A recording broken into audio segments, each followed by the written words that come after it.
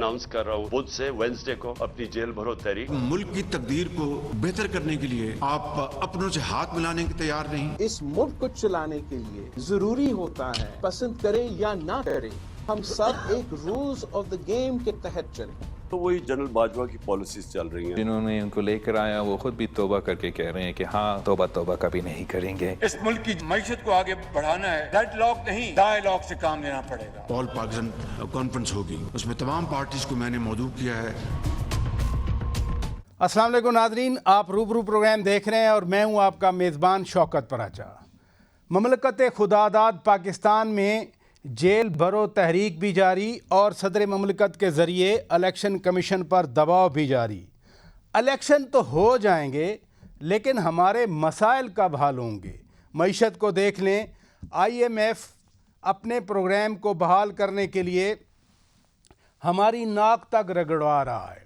फिर बन्नू में CTD पर अटैक हुआ, पेशावर में पुलिस लाइन में अटैक हुआ, कराची में पुलिस ऑफिस पर अटैक हो गया। लेकिन हम तो एक दूसरे के साथ बात करने के लिए भी गवारा नहीं है। वज़ीर आज़म मियाँ शहबाज शरीफ ने आल पार्टीज़ कॉन्फ्रेंस 7 फरवरी के लिए बुलाई थी, वो ना हो सकी।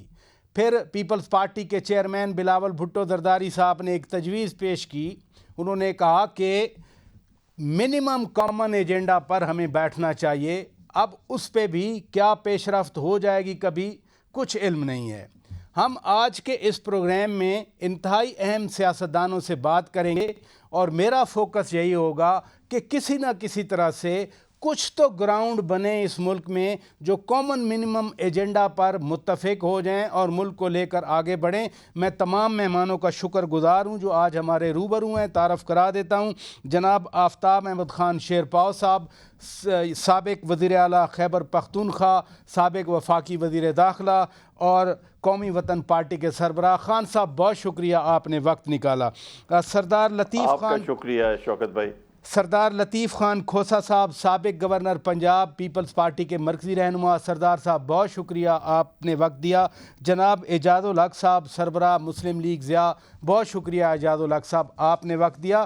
खान साहब ये फरमाइए, सियासी ऊंच नीच आपने ज़िंदगी भर देखी, आपकी यादाश्त छोड़ें, आपकी आंखों के सामने वो मनाज़र होंगे, हम क्यों अब मिलकर नहीं बैठ रहे?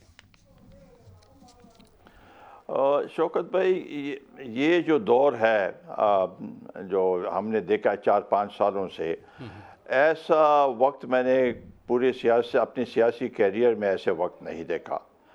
हमने बहुत से ऐसे उतार चढ़ाव देखे हैं। भुट्टो साहब के वक्त में जब PNA के तहरीक थी, वो भी एक तहरीक थी, वो बार जलसे करते थे, जुलूस करते थे, उसमें बहुत से जगह पे मार्शल लॉ भी लगा, लेकिन बातचीत के लिए वो सब आमादा थे और भुट्टो साहब के साथ बैठ के उन्होंने बातचीत की। इसी तरीके से हर एक दौर में देखें जी, ये बातचीत की जो बात हम करते हैं तो इसमें अगर आप देखें तो अगर बुनियादी बातें देख लें तो लीडर ऑफ द हाउस और लीडर ऑफ द अपोजिशन के अपने फ़राइज़ होते हैं। लीडर ऑफ द हाउस का ये उसका बुनियादी फ़राइज़ में आता है कि वो हाउस को चलाएंगे, और हाउस को किस तरीके से चलाएंगे, अपोजिशन को साथ लेके चलेंगे। और अगर ये नहीं होगा तो फिर हाउस तो नहीं चलेगा। अभी ये इमरान खान के दौर में हमने देखा कि वो लीडर ऑफ द हाउस भी थे, लेकिन साथ साथ अपोजिशन का किरदार भी वही अदा कर रहे थे। Leader of the opposition Shahbaz Sharif साहब थे, उन्होंने कहा कि मिसाक जमहूरियत पे बात करें, उन्होंने कहा मैं चोरों के साथ हाथ नहीं मिलाता। तो जब बात इतनी हद तक पहुंच जाए कि एक दूसरे को चोर कहना, गाली गलौज की सियासत, तो इस हालात में मुल्क को हम कैसे आगे लेके चलेंगे? अब ये जो आपने वाक़यात पेश किए दहशतगर्दी के, मईशत के, इन सब को सामने रखते हुए जब तक हम इकट्ठे नहीं होंगे तो मुल्क कैसे आगे चल सकेगा? हम इसी तरीके से IMF की ग़ुलामी करते रहेंगे, हम इसी तरीके से एक के बाद दूसरा वाक़या होता रहेगा और हम आपस में नहीं बैठ सकेंगे। APS का वाक़या हुआ पेशावर में, उस वक़्त तो यहाँ पर KP में हुकूमत थी इमरान खान की, लेकिन सब अपोजिशन ने बैठ के वहाँ पर गवर्नर हाउस में बैठ के सब ने कहा कि हम इसका इकट्ठे मुकाबला करेंगे। उसके बाद ये नेशनल एक्शन प्लान मारते वजूद में आया। तो यही तरीका होता है। और जब आप कहेंगे कि नहीं हमने इनके साथ हाथ भी नहीं मिलाना, तो ये तो बड़ा अजीब सा सिलसिला है। इसमें ये सोशल मीडिया ने भी एक बड़ा किरदार अदा किया है। और आजकल चूँकि मुल्क की अगर आप पॉपुलेशन देखें तो 60% तो नौजवान हैं, और उनको अगर आप ऐसे राह पे लगा दें तो फिर तो मुल्क का जो है हालात बेहतर नहीं हो सकते। इस लिहाज से तो ये वजूहात हैं जिसकी बुनियाद पर हम आज इकट्ठे एक दूसरे के साथ नहीं बैठ सकते।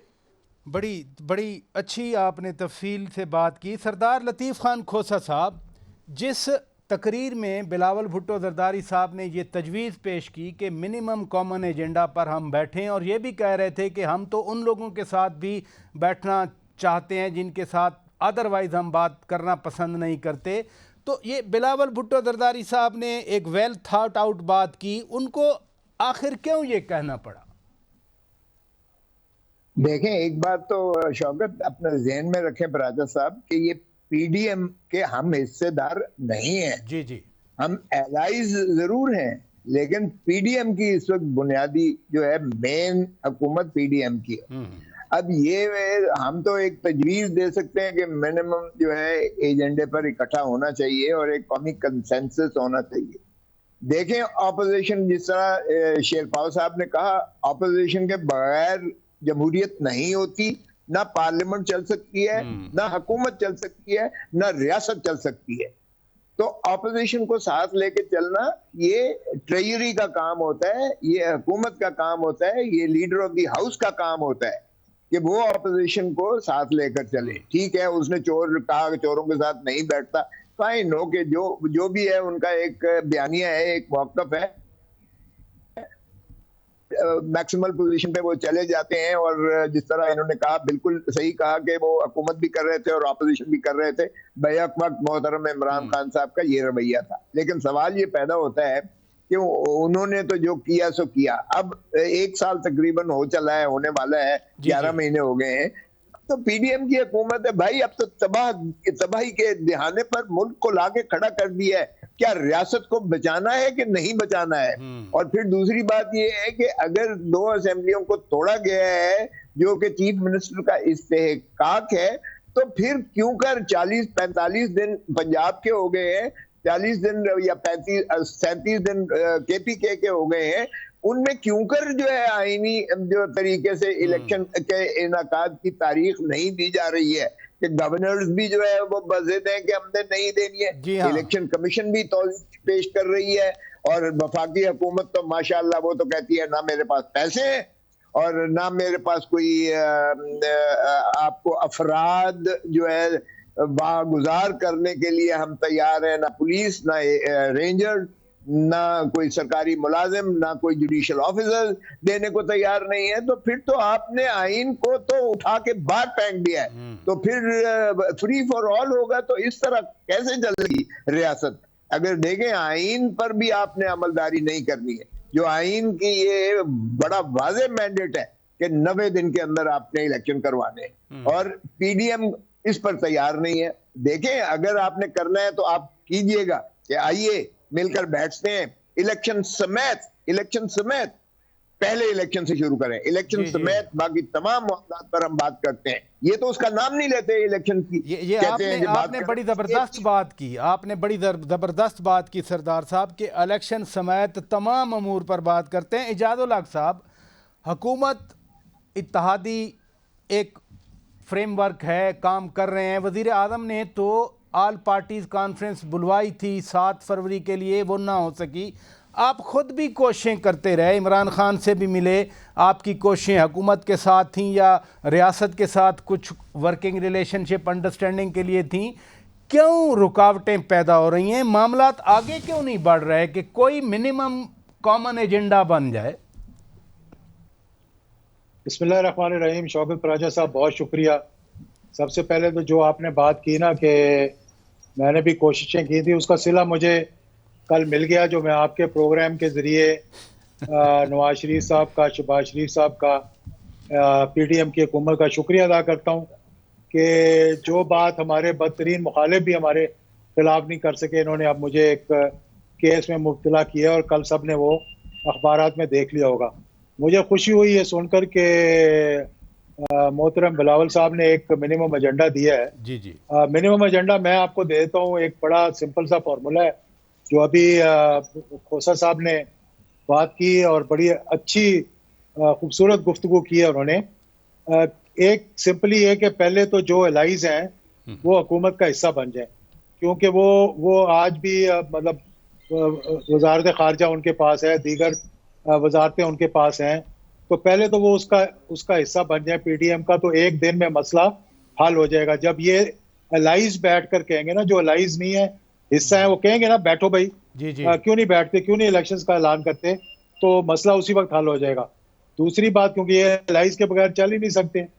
दूसरी बात ये है कि सबसे पहले मैं ये पिछले 6 माह से ये बात कर रहा हूँ कि खुदारा इलेक्शन की डेट दे दें, चाहे 4 दिन पहले की दे दें, 1 माह पहले की दे दें, और कहें जी आए हम बैठकर सारे जो बातें हैं उनको हम तय कर लेते हैं। और मैं आपको यकीन से कह सकता हूँ सब ने इकट्ठे बैठ जाना था। अब तीसरी तजवीज़ मैं देता हूँ, आखिरी तजवीज़। PTI ने कुछ अरसे से कोशिश कर रहे हैं कि हम असेंबली में वापस चले जाएं। जी जी। उन्होंने जितने लोगों को अभी स्पीकर ने निकाला था, उन सब ने अभी हाई कोर्ट में रिट कर दी है। मैं कहूँगा कि वज़ीर आज़म खड़े होकर ऐलान करें जी कि अपने रिटें वापस लें और आए असेंबली के अंदर बैठें, और हम बैठकर पाकिस्तान के मसाइल को हल करते हैं। मैं देखूंगा कौन नहीं बैठेगा वहाँ। ये देखिए ना, मतलब कोई चीज़, कोई प्रैक्टिकल चीज़ बोलेंगे, कोई प्रैक्टिकल बात करेंगे तो मामला आगे चलेगा ना। अगर आप यही कहते रहेंगे जी मैं मार दूंगा, पकड़ लूंगा, उठा लूंगा, और इस किस्म की गुफ्तगू करेंगे, ठीक है, इमरान खान ने गलत किया होगा, लोगों को पकड़ा दकड़ा, मैप को इस्तेमाल किया, पर आप भी वही कर रहे हैं, तो 2 wrongs don't make a right। ये बड़ी ज़बरदस्त बात है। आपकी तजवीज़ बड़ी अच्छी है कि वज़ीर आज़म साहब कुछ एतमाद साजी करें, जो आप फरमा रहे हैं कि खड़े होकर तकरीर करें कि रिटें वापस करते हैं, आ जाएँ। नाज़रीन, मैं ब्रेक लेता हूँ, ब्रेक के बाद जब वापस आएंगे खान साहब के साथ मेरा एक सवाल ये भी होगा कि कोशें बिलावल भुट्टो जरदारी साहब ने एक तजवीज़ दे दी, बाकी ख़ुद खान साहब भी सीनियर पॉलिटिशियन हैं, कोई क्या मायूसी है इन हालात से? हर कोई घर में बैठा हुआ है, क्या वो क्या सोचते हैं? ब्रेक के बाद बात करेंगे। वेलकम बैक नाजरीन, आप रूबरू प्रोग्राम देख रहे हैं। आफ्ताब अहमद खान शेरपाव साहब, अगर घर में भी कोई इख्तलाफ हो जाए एक फैमिली में, तो घर के बड़े मिलकर मसले का कोई ना कोई हल निकालते हैं। आप माशाल्लाह चंद उन सीनियर पॉलिटिशियन में हैं जिन्होंने बहुत सारी पोजीशन पे काम भी किया, आपकी एक रिस्पेक्ट भी है अक्रॉस द पार्टी लाइन, तो फिर आप भी खामोश रह जाते हैं, मायूस हो चुके हैं, या महज लाताल्लुक ही है? फिर नहीं शौकत साहब, ना मायूस हूँ ना लाताल्लुक की इख्तियार की है सियासत से। हम लगे हुए हैं सियासत में, लेकिन देखें कुछ बात तो ऐसी होती है कि असूली बातें होती हैं। जो बातें अभी हुई हैं कि असेंबली से इनको वापस आने दें, उनका तो नोटिफिकेशन हो गया जो भी है। जब ये इन्होंने असेंबली से इस्तीफ़े दिए तो इन्होंने कहा कि जी हम वापस नहीं आएंगे। स्पीकर ने उस वक्त इनको कहा कि भाई आप आए, एक एक करके आ जाए और अपने इस्तीफ़े जो कानूनी तरीका है उसके वो अब तस्दीक करते हैं तो हम उनको मंजूर कर लेंगे। इन्होंने कहा नहीं, हम इज्तिमाई तौर पर आएंगे। बाद में अभी उन्होंने कह दिया कि नहीं हम वापस आना चाहते हैं। तो एक वो अपना एक ज़हनी वो बना दें कि भाई क्या वो आना चाहते हैं, नहीं आना चाहते हैं। अभी ये भी एक कानूनी बात है, टेक्निकलिटी है कि आया जब एक दफ़ा डी नोटिफाई हो गया उनको वापस नोटिफाई किया भी जा सकता है या नहीं। अदालत में गए, अदालत जो फैसला करे उसके ऊपर वो होना चाहिए। जहाँ तक बिलावल साहब का जो तजवीज़ है वो तो कोड ऑफ कंडक्ट पे उन्होंने बात की है, बिल्कुल अच्छी बात है। कोड ऑफ कंडक्ट में तो सब चीज़ें भी आती हैं कि हम आपस में बैठें, ये कह दें कि भाई हमने ये गाली गलोच की सियासत हिफाजत नहीं करनी, बिल्कुल एक दूसरे सही का रख रखाव करना है।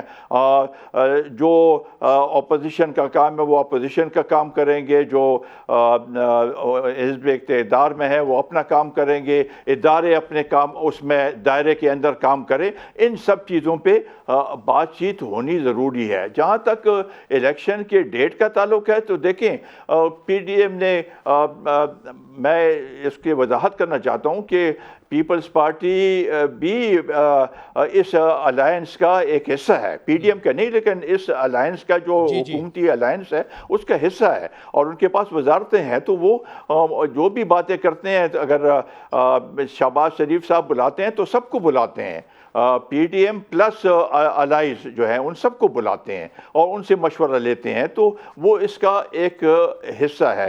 सरदार साहब, मैं आपकी तरफ आता हूँ। जो टेक्निकल कानूनी बात आफ्ताब खान शेरपाव साहब कर रहे थे, एक तो ज़रूर आप उसका जवाब भी हमें दे दें, कानूनी माहिर हैं, आपसे ज़्यादा कौन कानून को जानता है। लेकिन साथ साथ ये जो कल्चर ऑडियो वीडियो का आ गया, इसको खैर इमरान खान भी डिनाई नहीं कर रहे, साथ साथ कह देते हैं कि अल्लाह ताला ने कहा है कि दूसरों के ऐप पर पर्दा डालें।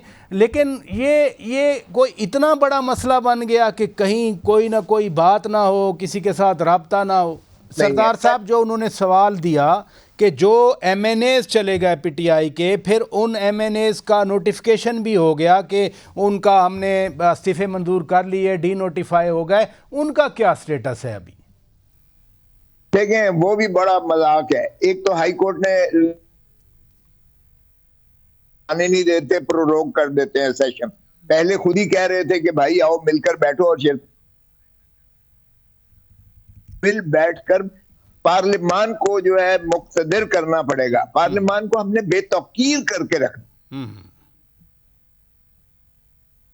लीडर ऑफ द ऑपोजिशन बनाया हुआ है, और वो कहते हैं मैं टिकट लूंगा PML की।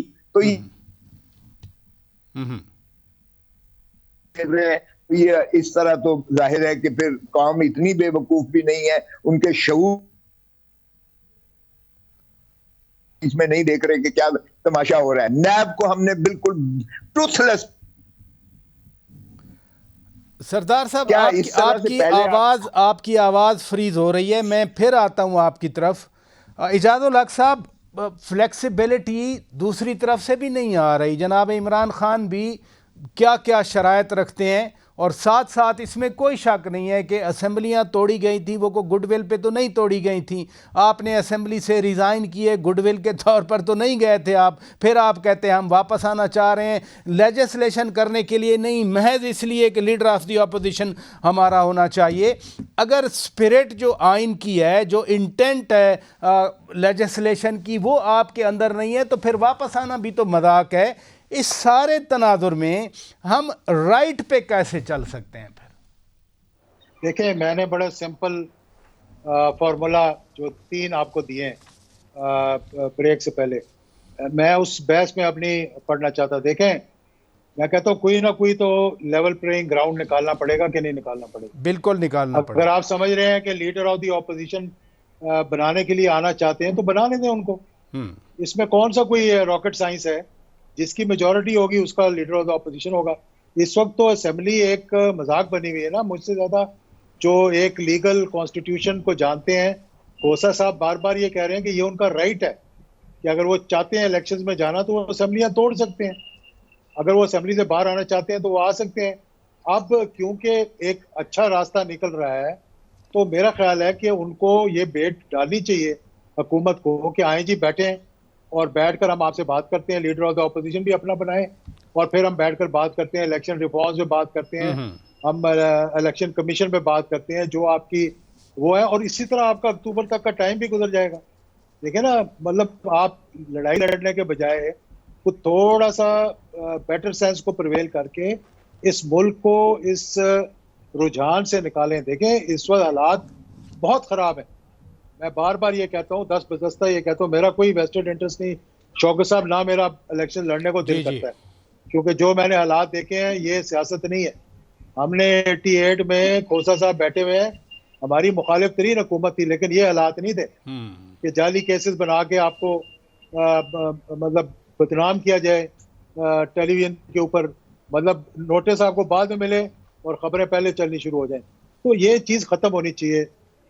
अगर मेरी कुर्बानी चाहिए मैं देने को तैयार हूँ, किसी और की चाहिए वो देने को तैयार है, लेकिन पाकिस्तान की तो बात करें ना। किसी इमरान खान से, किसी नवाज शरीफ से, किसी एजाजुल हक से, किसी शेरपाव से, पाकिस्तान से तो बड़ा कोई नहीं है ना। तो क्या हमने इस मुल्क को बचाना है या आपस में उलझ के हमने एक दूसरे को नीचा दिखाने के यही लिए तो जेलों में इजाजुल हक साहब, मैं इसी शो में यही तो कोशिश कर रहा हूं कि हम क्या उलझे रहेंगे, क्या एक दूसरे को नीचा दिखाएंगे या हम आगे भी बढ़ेंगे। मुझे एक ब्रेक लेना है नाज़रीन, ब्रेक के बाद जब वापस आएंगे सिक्योरिटी की बात हो रही है। इलेक्शन कमीशन वाले कह रहे हैं कि हमें सिक्योरिटी दी जाए, सिक्योरिटी नहीं मिल रही, और जो दहशतगर्दी के हमले हो रहे हैं बन्नू, पेशावर, बलूचिस्तान में, वज़ीरिस्तान में, फिर कराची में इतना बड़ा वाक़या हुआ, तो कैसे पॉलिटिकल पर्सपेक्टिव में हम इन चीज़ों को ओवरकम कर सकते हैं और इलेक्शन की तरफ या दीगर नॉर्मल जो एक्टिविटीज़ हैं आइन के तहत उनकी तरफ बढ़ सकते हैं। ब्रेक के बाद बात करेंगे। वेलकम बैक नादरीन, आप रूबरू प्रोग्राम देख रहे हैं। बहुत मुअज़्ज़ज़ सीनियर सियासतदान आज हमारे रूबरू हैं और मैं बात कर रहा हूं कि कोई वे फॉरवर्ड बन जाए इकट्ठा बैठने का मुल्क को इस बहरान से निकालने के लिए। एजाजुल हक साहब बिल्कुल सही फरमा रहे हैं कि बदतरीन बहरान है हमारी तारीख़ का। सरदार साहब, आपका ज़रा नेट का प्रॉब्लम था, थोड़ी सी बात आपकी रह गई थी। इलेक्शन के हवाले से, इलेक्शन जब भी हों, चीफ इलेक्शन कमिश्नर की अपनी फोर्स तो नहीं है, ना उनके पास कोई वजारत ख़जाना की चाबी है, ना वो हाई कोर्ट के चीफ जस्टिस हैं कि वो आरोद उनको मिल जाएं। उन्होंने सीधी बात कर दी, इलेक्शन जब होगा दहशतगर्दी के ऐसे ऐसे हमले हो रहे हैं, ख़ुद पुलिस को टारगेट किया जा रहा है, लॉ इन्फोर्समेंट को टारगेट किया जा रहा है। ये मसाइल तो हैं ना, जो प्रैक्टिकल मसाइल हैं सरदार साहब। राजा साहब, मसाइल तो रहते हैं और हर मुल्क में रहते हैं, ऐसी बात नहीं है। अमेरिका एक जंग की कैफियत था, ईरान की पूरी पार्लियामेंट उड़ा दी गई थी, इलेक्शन नहीं रुके थे। अरे भाई, अगर बहाना है बस यार, अगर आपने नहीं, एक नीयत आपकी खराब है तो फिर जो इलेक्शन कमीशन बहाने कर रहा है फिर कभी भी जो है इस तरह ठीक नहीं होगा। आप देख लें, election commission Lahore high court ने लिख के भेज दिया कि आरोप नहीं है हमारे पास, हम जजेस को नहीं स्पेयर कर सकते। सुन लो ना भाई, इलेक्शन कमीशन क्या कुल्लियतन अख्तियार है, आइन के तहत तमाम इदारे उसकी ताबे होंगे इलेक्शन के इनकाद को शफाफ बनाने के लिए। इलेक्शन कमीशन अपने आईनी अख्तियारात इस्तेमाल तो करे, क्यों नहीं करता इलेक्शन कमीशन? हुक्म दे, चाहे अस्करी क़यादत को देना है, चाहे वो एडमिनिस्ट्रेशन को देना है, पुलिस को देना है, चाहे वो रजिस्ट्रार को लिखे कि जी आप सेशन जजेस या आप जो है सिविल जजेस दें। कोई सहीफा या रियासत से ऊपर कोई नहीं है, रियासत से ऊपर कोई नहीं है, सभी रियासत के ताबे हैं। आफ्ताब अहमद खान शेरपाव साहब, 16 दिसंबर के वाक़ये की 2014 की आपने भी बात की, फिर अभी पेशावर में अब वैसा वाक़या हुआ, ये भी बड़ा सानिया था, कराची में वाक़या हो गया। सिक्योरिटी के मसाइल हैं अपनी जगह पर, लेकिन जो आइन है, आइन की पासदारी भी लाजिम है। हम सिक्योरिटी पे इकट्ठे नहीं हो रहे तो आइन की पासदारी तो फिर हम किसी और इदारे की तरफ देख रहे हैं। ठीक है शौकत भाई, हमें इकट्ठा होना चाहिए। जहाँ तक टेररिज्म की बात है, दहशतगर्दी की बात है, लॉ एंड ऑर्डर की बात है, सब इकट्ठे होंगे तो तब काम चलेगा। और उस पर अब भी मैं समझता हूँ कि दोबारा प्राइम मिनिस्टर को एक कॉल देनी चाहिए APC की, ताकि सब उसमें इकट्ठे होके इस पे बात कर सकें। जहाँ तक इलेक्शन के बात है, और सरदार साहब ने कहा कि इलेक्शन कमीशन के बिल्कुल इख्तियार उनके पास हैं और होने चाहिए, लेकिन जब एक पार्टी उनको ये कहे कि ये तो मुंशी है और ये उसका एक दूसरी पार्टी का ताबे है और ये तो मुल्क में इलेक्शन नहीं, ये कैसे इलेक्शन कराएगा? तो ये चीज़ें जो हैं ये उनकी जो क्रेडिबिलिटी है या उनकी क्रेडिबिलिटी एरोड करती है। जब आप उनको बुरा भला कहते हैं, उनको कंटेम्प्ट की वो बात करते हैं, तो आप कहते हैं मुझे आप कंटेम्प्ट भी नहीं दे सकते हैं। तो इस तरीके से तो एक इलेक्शन कमीशन नहीं चल सकता। और वैसे भी अब तक तो इमरान खान जी कह रहे थे कि जब तक इलेक्ट्रल वो नहीं होंगी, रिफॉर्म्स नहीं होंगी, हम इस इलेक्शन कमीशन को नहीं मानते हैं। जब आप इसको मानते नहीं है तो फिर उसके तहत आप इलेक्शन कैसे कराएंगे? तो इसलिए ये ज़रूरी है कि हम मिल बैठ के इलेक्ट्रल रिफॉर्म्स भी करें और साथ ही साथ इनको इख्तियारात दें कि भाई आप इलेक्शन करें। इलेक्शन से अगर आज हम समझते हैं कि नहीं होना चाहिए, कल होंगे। इलेक्शन से तो कोई भाग नहीं सकता, इलेक्शन होंगे, चाहे अब हो, चाहे 2 महीने बाद हो या 4 महीने बाद हो। लेकिन जो मैंने पहले बात की थी शौकत साहब के ये जो लोग डिसीट हो गए या उनका वो नोटिफिकेशन हो गया, उनको आप कैसे बहाल कराएंगे? वो उसका तो वो लीडर ऑफ द अपोजिशन अगर वो बनना चाहते हैं बिल्कुल बने, लेकिन ये डीनोटिफाई जो हुए हैं इनको वापस कैसे आप दोबारा असेंबली में इनको लेके आएंगे? ये अभी सवाल, इसका कोई सरदार साहब इसका जवाब दें कि किस तरीके से वो हमें रुशनास करा सकते हैं कि किस तरीके से ये लोग वापस असेंबली में आ सकते हैं। सरदार साहब आप रिस्पॉन्ड करना चाहते हैं तो कर दें, फिर मैं इजाज़ुल हक साहब से सवाल ले लेता हूँ। देखिए राजा साहब, 45 जो आखिरी इन्होंने स्पीकर साहब ने खेप यानी वो भी बाजमात की थी। पहले कहते रहे जब तक इंडिविजुअली एक एक का होगा, और बाद में 45 को बाजमात कर दिया। नोटिफाई जिस दिन उन्होंने वापस आने की कोशिश की तो उसको हाई कोर्ट ने सस्पेंड कर दिया है, उस ऑर्डर को, और उस जो शेड्यूल दिया था इलेक्शन कमीशन ने और स्पीकर साहब के वो डी नोटिफिकेशन को मुअत्तल करके तो उसको रास्ते से हटा दिया है।